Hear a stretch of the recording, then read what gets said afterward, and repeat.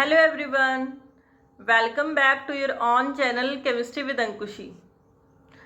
तो एक अच्छी न्यूज़ के साथ हमें देखने को मिल रही है, जिसके साथ हम सभी खुश हैं। हम सबको एक प्राउड फील हो रहा है कि हमारे देश की लड़की मीराबाई चानू ने 49 केजी वेट लिफ्टिंग में सिल्वर मेडल जीता है, जो कि ओलंपिक्स टोक्यो के अंदर हो रहे हैं, तो उनमें उन्होंने सिल्वर मेडल जीता है। तो हम सब के लिए एक प्राउड फील करने वाली बात है। तो जहाँ पे भी इंडिया का नाम आता है, हम सबको ऑटोमेटिक एक प्राउड फीलिंग आती है अंदर से कि भाई हमारे देश की इस लड़के ने या इस लड़की ने इतना अच्छा काम किया है। तो वो सिर्फ एक इंसान की जीत नहीं होती, वो हम सब की जीत होती है। अगर हमारा देश आगे बढ़ रहा है तो वो हम सब की जीत होती है उसमें। तो चलिए बात करते हैं मीराबाई चानू के बारे में, जिनका जन्म 8 अगस्त 1994 में हुआ है। नोंगपोक जगह है इम्फाल के अंदर, और ये कौन से स्टेट में? मणिपुर स्टेट में है। तो ऐसा नहीं है कि इससे पहले उन्होंने कोई मेडल नहीं जीते हैं, इससे पहले भी उन्होंने काफ़ी कॉमनवेल्थ गेम्स में मेडल जीते हैं, और राजीव गांधी खेल रत्न पुरस्कार के साथ भी उनको सम्मानित किया गया है 2018 में।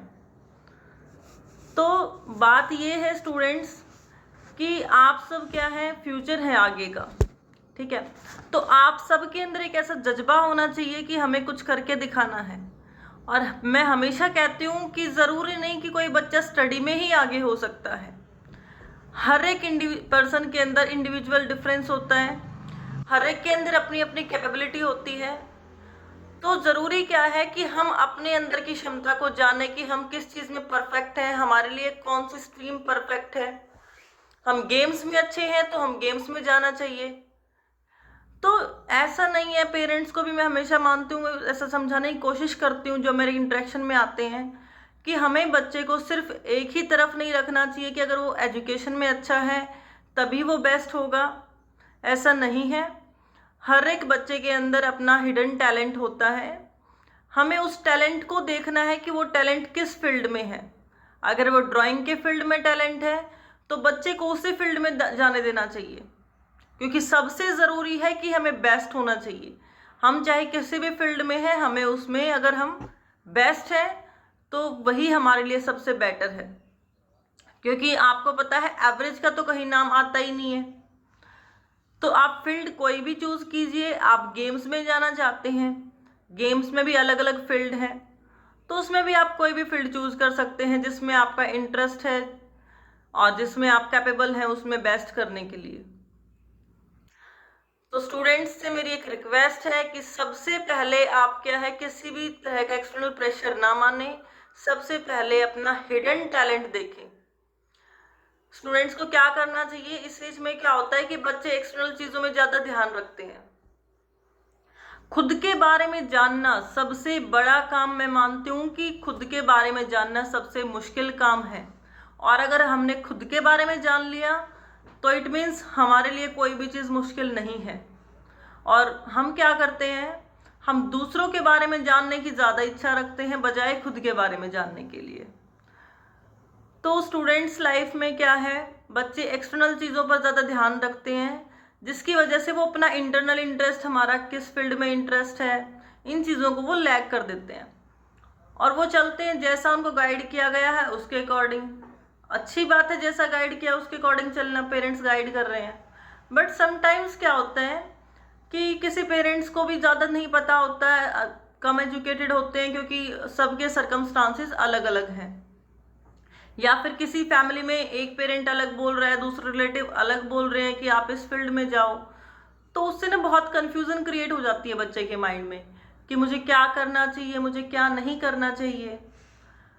तो सबसे पहले है कि बच्चा आराम से बैठे डेली रात को सोने से पहले, क्योंकि उस टाइम पे सब शांति होती है, हम सारे कामों से फ्री होते हैं।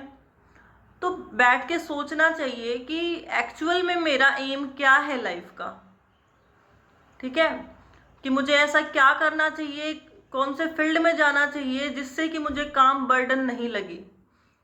क्योंकि अगर हमें काम बर्डन लगने लग गया तो हम आगे नहीं बढ़ सकते, हम उसको बोझ को लेके चलते रहेंगे, हमें उसमें इंटरेस्ट नहीं आएगा और हम उस काम को लंबे टाइम तक आगे भी नहीं कर सकते।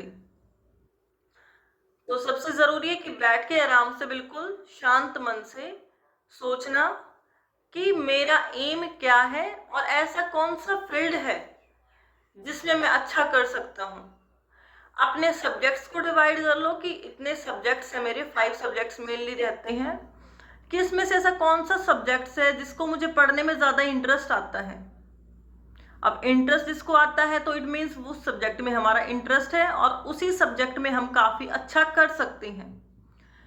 फिर उस सब्जेक्ट से रिलेटेड हमें देखना चाहिए कि कौन से हमारे पास आगे स्कोप है, तो हमें वही फील्ड चूज करना चाहिए जिसमें हमारा इंटरेस्ट हो और जिसमें हम अपना बेस्ट कर सकते हैं।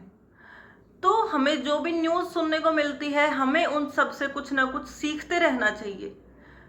देखो, सबकी लाइफ कुछ ना कुछ हमें सिखाती है, हर इंसान से हमें कुछ ना कुछ सीखने को मिलता है, लेकिन हमारा फोकस क्या है, मोस्ट ऑफ नेगेटिव चीज़ों पर रहता है, जिसकी वजह से हम सीख नहीं पाते, हम कमियां निकालते हैं। तो अभी मीराबाई चानू के बारे में बात करें तो इनकी हाइट 4 फुट 11 इंच है। तो हमारे समाज में बहुत से लोग ऐसे हैं जो कमेंट करते हैं, हाइट के ऊपर कमेंट करते हैं कि हाइट कम है या हाइट बहुत ज़्यादा है, तो कम हाइट वाले को बोला जाएगा इसका तो कुछ हो ही नहीं सकता।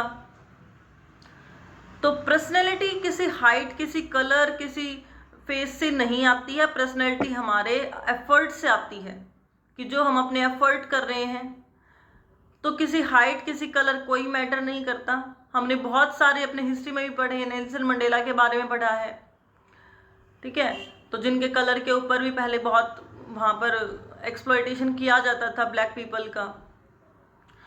तो हमने देखा है कि जो एक्चुअल इंसान की पर्सनैलिटी है वो किसी रंग रूप से नहीं आती है, वो जो काम करता है उनसे पर्सनैलिटी बनती है। तो मीराबाई चानू की हाइट 4 फुट 11 इंच है, लेकिन इनकी हाइट अब बिल्कुल मैटर नहीं कर रही। क्यों नहीं कर रही? क्योंकि इन्होंने अपने कंटिन्यू एफर्ट किए हैं एक फील्ड में और उसके बाद इन्होंने सक्सेस को अचीव किया है, जिसकी वजह से हम सबको, पूरे भारत को इनके ऊपर गर्व फील हो रहा है। तो हमें इस चीज़ को लेके भी बिल्कुल डिमोटिवेट नहीं होना चाहिए कि हमारी हाइट कैसी है, हमारा कलर कैसा है, लोग हमारे बारे में क्या बोलते हैं। तो वो देखो, सबकी अपनी थिंकिंग है। अगर कोई कुछ बोल रहा है तो वो अपनी थिंकिंग को रिफ्लेक्ट कर रहा है, आपको वो डिमोटिवेट नहीं कर सकता। क्यों? क्योंकि अगर हम खुद को जान लेते हैं तो हमें कोई फर्क नहीं पड़ता कि कोई हमारे बारे में क्या बोल रहा है, क्या नहीं बोल रहा। हमें अपने एम के लिए क्लियर होना चाहिए। तो अपने अंदर एक जोश रखना, डेली सुबह जब उठते हैं तो हमें एक प्लान तैयार करना चाहिए कि आज का काम हमारा ये है और आज शाम तक मुझे ये काम करना है। फिर सेम चीज़ हमें क्या करना चाहिए, रात को सोने से पहले करना चाहिए कि रात को सोने से पहले हम सोचें कि आज मैंने दिन में ये काम अच्छा किया है, ये काम मैंने बुरा किया है, और जो मैंने टारगेट लिया था आज का कि आज मैं इतना काम करूँगा, तो क्या मैंने वो टारगेट अचीव किया है। तो उसके बाद आपको फील होगा कि आपने इतना टाइम वेस्ट किया है, आपने इतना टाइम यूटिलाइज किया है। तो नेक्स्ट डे जब आप मॉर्निंग में उठोगे तो आपको इंटरनली अपने आप 3-4 दिन ये रूल फॉलो करोगे तो आपको खुद में ही चेंज फील होने लग जाएगा और आपको इम्पोर्टेंस पता लगेगी टाइम की, कि टाइम की क्या इम्पोर्टेंस है। तो स्टूडेंट्स, मेन तो आपके लिए मैं ये वीडियो बना रही हूँ कि हम सबको मोटिवेट होना चाहिए, और आप जो है फ्यूचर हैं हमारी कंट्री का। तो आपको अपने विचार अच्छे रखने चाहिए, अपना प्लान तैयार रखना चाहिए कि टाइम मैनेजमेंट सबसे ज़रूरी है, कि टाइम को वेस्ट नहीं करना। हर एक सेकंड टाइम की बहुत वैल्यूएबल है और उसकी वैल्यू को समझना वो सबसे ज़रूरी है। तो एक क्योट के साथ मैं इस वीडियो को ओवर करना चाहती हूँ कि कुछ ज़्यादा ख्वाहिशें नहीं है ज़िंदगी, कुछ ज़्यादा ख्वाहिशें नहीं है ज़िंदगी तुझसे, बस मेरा अगला कदम पहले से बेहतरीन हो। तो हम जो है खुद के कंपटीटर हैं, हमें खुद के साथ कंपटीशन रखना चाहिए कि मैंने अभी जो किया है मुझे इससे आगे बढ़ना है। तो धीरे धीरे आप देखेंगे अपने आप आपको सक्सेस अचीव होती जाएगी। तो thank you everyone, thank you for hearing my views. Like, comment and share ज़रूर कीजिए, और thanks for everyone for your motivation.